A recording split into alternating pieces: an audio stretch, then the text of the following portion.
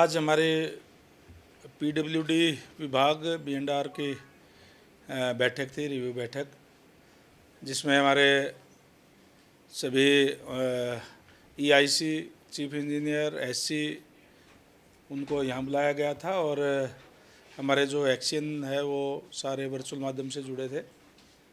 सारे सड़कों का रिव्यू लिया गया है।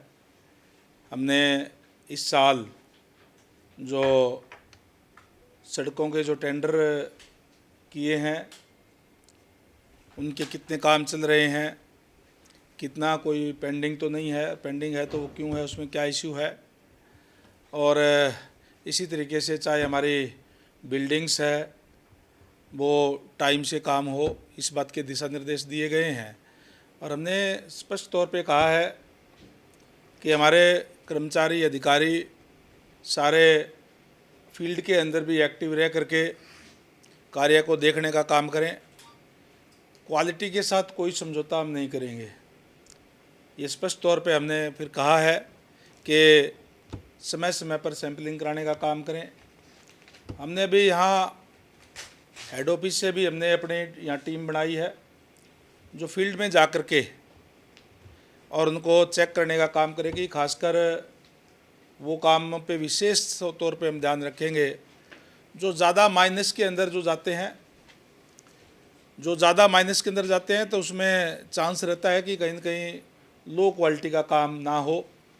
इस बात को सुनिश्चित करने का काम करेंगे। सैंपलिंग करवाने का काम भी हम पूरे प्रदेश के अंदर जहां हमारे काम चल रहे हैं उसका हम सैंपलिंग करवाने का काम हम करेंगे।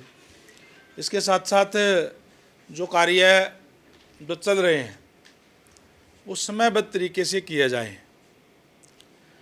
जो काम हमारे वर्क प्रोग्राम में है, ऐसी टोटल हमारे 2383 है जी, टोटल 2383 हमारे जो टेंडर है वो होने थे, जिसमें से 2236 टेंडर हमारे कर दिए गए हैं। बाकी भी जल्दी ही टेंडर करके और उस पर कार्य शुरू किया जाएगा। हमने इस बात का डेडलाइन दी है कि इस फाइनेंशियल ईयर के अंदर जितनी भी हमारी सड़कें जो कारपेट करने के लिए थी, जो पुअर कंडीशन के अंदर थी, जिनको नया कारपेट करना था, उससे पहले वो सारी कंप्लीट हो जाए। हमारी लगभग 50% सड़कें तो इसमें से दिसंबर अंत तक ही जो है कंप्लीट हो जाएगी। लगातार कार्य हमारे चल रहे हैं, कुछ एक सड़कें कंप्लीट हो गई है, बाकी भी कार्य लगातार चल रहे हैं। और इस बात के लिए विशेष तौर से हमने कहा है कि जो भी एजेंसी कार्य कर रही है उसको टाइम बाउंड तरीके से हमें काम पूरा करे, नहीं तो हम उन एजेंसी के खिलाफ भी हम कार्रवाई करेंगे। और जो सड़कें DLP पीरियड के अंदर है उसके पैचवर्क सारे लगाने का काम किया। हम ऑफिस से भी हमने टीम बनाई है कि वो जाकर के देखेंगे और रिपोर्ट करेंगे कि पूरे प्रदेश के अंदर सारे जो DLP पीरियड के अंदर जो है उसके गड्ढा मुक्त हो गई है या नहीं हो गई है, कोई पेंडिंग तो नहीं है। अगर कहीं भी कोई पेंडिंग होगी तो उसको भी तुरंत कार्रवाई हम उस पर भी करवाने का काम करेंगे। जो एजेंसीज कार्य नहीं करेगी उनकी हमने स्पष्ट तौर पे कहा है कि उनकी बैंक गारंटी कैश करवा करके डिपार्टमेंट की तरफ से उस पर कार्रवाई जो है वो कराई जाए। हम पूरे प्रदेश के अंदर जो हमारा जो टारगेट है, माननीय हमारे मुख्यमंत्री आदरणीय नायब सैनी जी ने भी जो कहा है और जो उनका एक विज़न है कि कोई भी सड़क पे गड्ढे नहीं होने चाहिए, गड्ढा मुक्त हमारी सड़कें सारी होनी चाहिए, उस पर हम लगातार कार्रवाई करके और गड्ढा मुक्त सड़कें करने का काम हम कर रहे हैं। इस बार बारिश ज़्यादा आने के कारण कई जगह पे पानी खड़ा हो गया था, वहाँ से हमारी सड़कें टूटी है और वो भी हमने कहा है कि पानी कई जगह उतर गया है, उसको चलने लायक सड़कें हमारे डिपार्टमेंट की तरफ से मिट्टी डाल करके, रोडें डाल करके कर दी गई है। उसके भी जहाँ जहाँ जो ज़्यादा टूट गई थी उसके भी टेंडर करवा करके हम जल्दी ही उनको भी बिल्कुल ठीक कर दुरुस्त करने का काम करेंगे, ताकि हमारे लोगों को किसी को भी सड़कों के मामले में कोई दिक्कत परेशानी जो है वो ना हो। सर आपने एससी और एक्ससीएम को भी निर्देश दिए हैं कि महीने में जहाँ काम चल रहे हैं कितनी रोड्स महीने में चेक करनी है, उसकी कोई डायरेक्शन? हमने एक्शन को भी एससी को भी कहा है कि कम से कम 18 सड़कें एससी 18 सड़कें एक्शन चेक करके और उसकी रिपोर्ट हमें भेजने का काम करें कि ये सड़कें हमने जो है वो चेक करी है।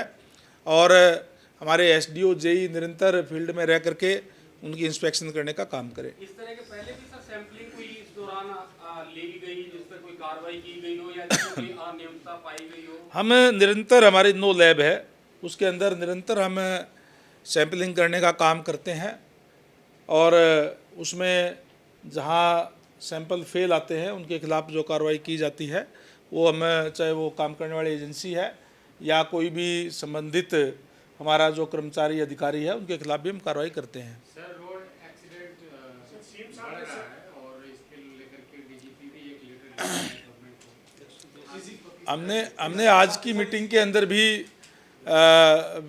निर्देश दिए हैं कि क्योंकि आगे सर्दी आ रही है, वाइट पट्टी सड़कों के ऊपर लगाई जाए, रिफ्लेक्टर लगाए जाएं, साइन बोर्ड लगाए जाएं ताकि लोगों को कोई दिक्कत ना हो और उससे धुंध और कोहरे के अंदर भी उसके ऊपर जो रिफ्लेक्टर होते हैं तो उसमें चमक से वो दिखाई दे जाते हैं।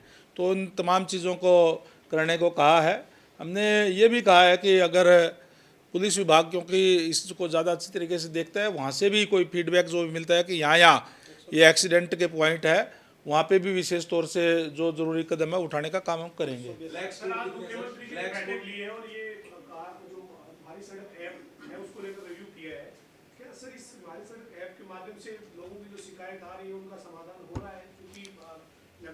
बिल्कुल, हमारी सड़क ऐप पे अब तक 6123 कंप्लेंट आई, जिसमें से 2611 हमारे जो है रिजोल्व करने का काम किया है और टाइमबद्ध तरीके से करने का काम किया। अब जो शिकायतें इसके अलावा जो आ रही है उनका भी टाइमबद्ध तरीके से उनका समाधान जो किया जाएगा। सर आज कांग्रेस ने हरियाणा के राज्यपाल से मुलाकात की, भूपेंद्र सिंह हुड्डा और राव नरेंद्र सिंह के नेतृत्व में कांग्रेस के विधायक मिले हैं। 3 मांग उन्होंने राज्यपाल के सामने रखी है सर ज्ञापन के जरिए। तो कह रहे कि कानून व्यवस्था जो है वो पूरी तरह से चरमरा चुकी है। किसानों के मामले में उन्होंने कहा कि किसान को एमएसपी भी नहीं मिला मंडियों में और जो नुकसान हुआ था बारिश से उसका मुआवजा नहीं दिया और बीपीएल परिवारों के राशन कार्ड चुनाव के दौरान बना दिए और 10 लाख काट दिए। ये तीनों मांग देखिए, कांग्रेस पार्टी के पास आजकल और कोई काम बचा नहीं है। केवल और केवल वो इस तरीके की बातें करते हैं। कानून व्यवस्था की बात आज वो कर रहे हैं। आप रिकॉर्ड उठा करके देखें कि किस तरीके की कानून व्यवस्था भूपेंद्र सिंह हुड्डा जी का राज 10 वर्ष तक भारतीय जनता पार्टी का राज आने से पहले रहा। उस समय जो आंकड़ा अपराध का था उसको कंट्रोल करने का काम हमारी सरकार ने किया। अपराध जो है वो घटे हैं पहले से और वो लोग आज कानून व्यवस्था की बात कर रहे हैं जिनके समय के अंदर किस तरीके से गरीब लोगों पे अत्याचार होते थे, यहाँ तक कि गांव से पलायन करके दूसरी जगह पे जाना पड़ा।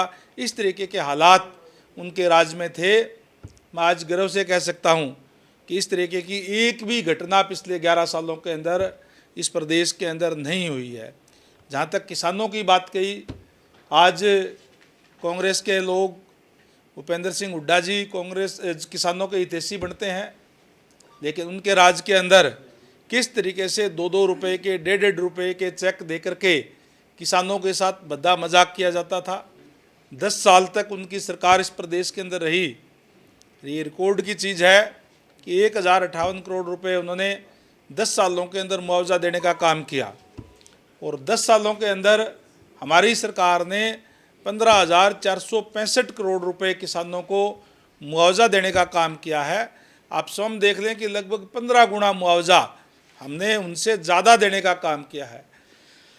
जहाँ तक एमएसपी की बात है, आज जितनी भी फसलें हरियाणा प्रदेश के अंदर होती है वो सारी की सारी एमएसपी पे खरीद करने का काम हमारी सरकार कर रही है।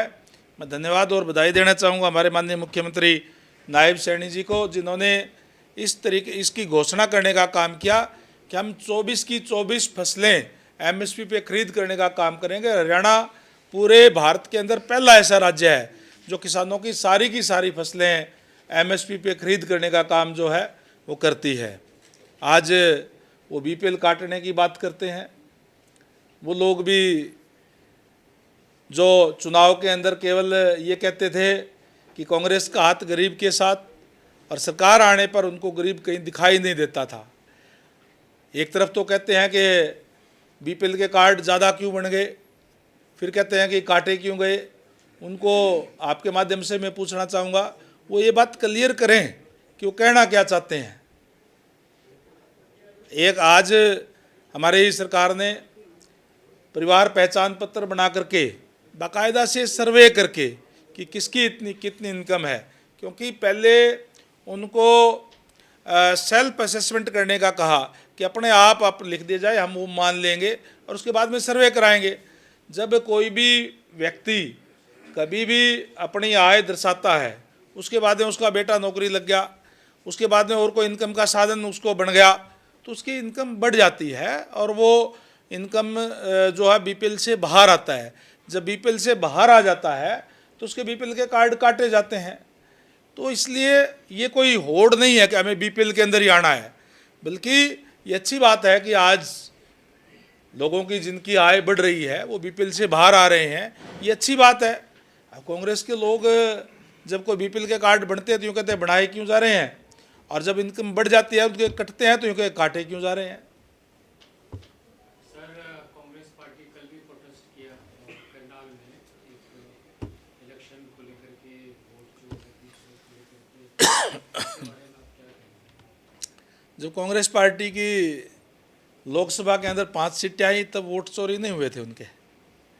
आज यूँ कह रहे हैं कि वोट चोरी हो गए। कांग्रेस पार्टी की एक आदत है कि वो लोगों को कहीं न कहीं भ्रम में डालने का प्रयास करती है। लोकसभा के चुनाव के समय में भी इन्होंने एक ही बात कही थी, संविधान की पत्रिका हाथ में लेकर के, कि भारतीय जनता पार्टी की सरकार अगर आ गई तीसरी बार तो संविधान बदलने का काम करेंगे। इस तरीके का भ्रम फैलाने का काम किया। आज वो इस तरीके की भ्रम फैला रहे हैं कि वोट चोरी हो रहे हैं। मुझे बड़ी हैरानी हुई कि राहुल गांधी जी माननीय नेता प्रतिपक्ष हैं लोकसभा के अंदर, और कह रहे हैं कि एक ही लेडी कोई बाहर से आई 122 वोट डाल करके चली गई। क्या यह संभव है कि एक ही लेडी 122 वोट डाल गई? और मान लो उनकी बात डाल गई तो फिर कांग्रेस पार्टी के एजेंट क्या कर रहे थे? बार बार एक लेडी वोट डाल रही थी, तो हर पार्टी के एजेंट होते हैं, उन्होंने रोकने का काम क्यों नहीं किया? तो ये केवल और केवल भ्रम में डालने वाली बात, केवल और केवल तथ्यों से परे बात करने का काम कांग्रेस पार्टी के लोग जो है वो कर रहे हैं। और आज प्रदेश की भी देश की भी जनता अच्छी तरीके से जानती है कि ये केवल और केवल भ्रम फैलाने का काम कर रहे हैं। जिस तरीके से एग्जिट पोल के जो रुझान दिखाई दे रहे हैं, अभी रिजल्ट भी जल्दी आ जाएगा, इनको पहले से ये बात दिखाई देती थी कि बिहार के अंदर भी इनकी हार होने वाली है, और इस तरीके की बात करें और चुनाव के बाद में ये कह दें कि वोट चोरी हो गए थे। Thank you.